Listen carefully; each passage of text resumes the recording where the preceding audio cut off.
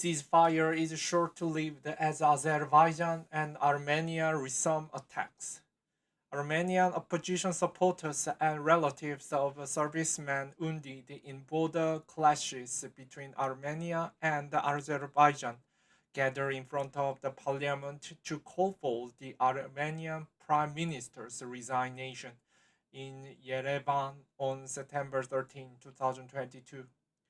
Dis- Despite earlier claims of the ceasefire, fighting between Azerbaijan and Armenia continued Wednesday, a day after nearly 100 soldiers died in clashes, according to the Ar- Azerba- Azerbaijani and Armenian ministries of defense.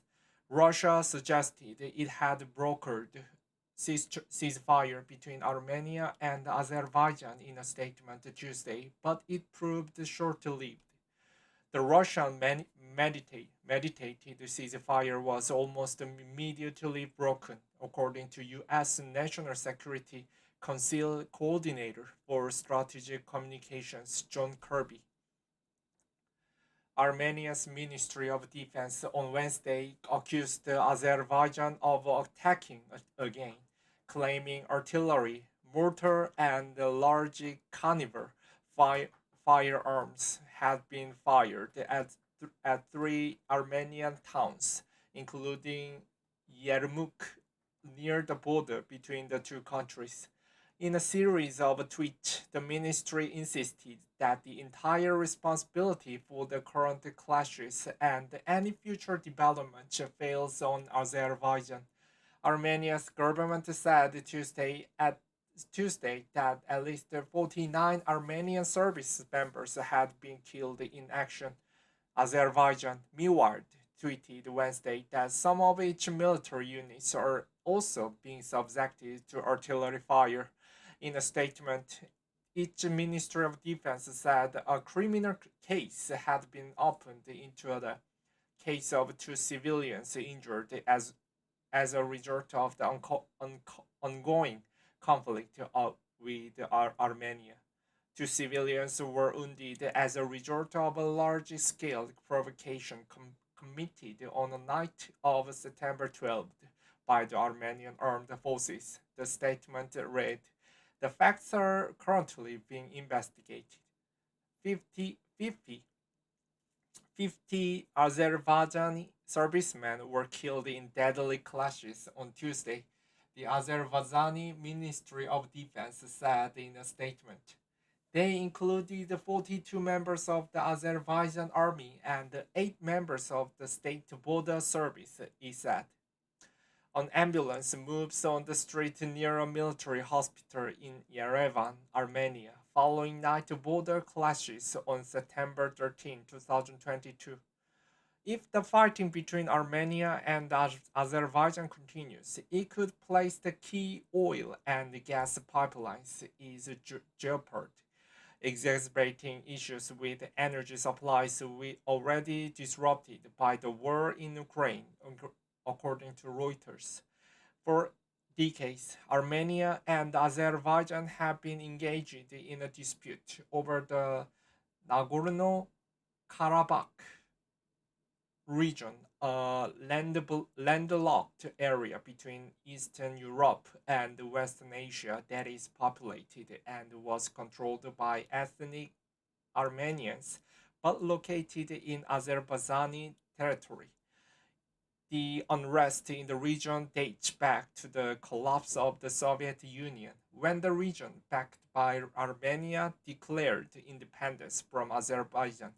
Azerbaijan has long claimed that it will retake the territory, which is internationally recognized as Azerbaijani.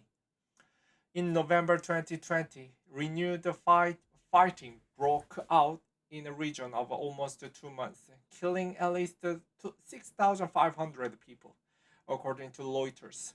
Hostilities ended after Armenian-backed separatists agreed to relinquish control over territories in a restive region.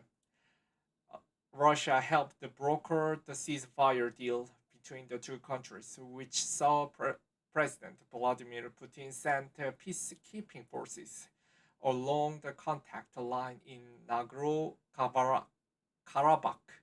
As far as we know, the peacekeeping presence is still there, Kirby told the reporters Tuesday. When asked if the Russia could reposition its troops to Armenia, Kirby said, "We haven't seen any indication that Russia forces are repositioning now." On Tuesday, Armenia called on Russia to implement a 1997 defense treaty that stipulates the countries will defend each other's territorial integrity and sovereignty in the event of the attack by the foreign country.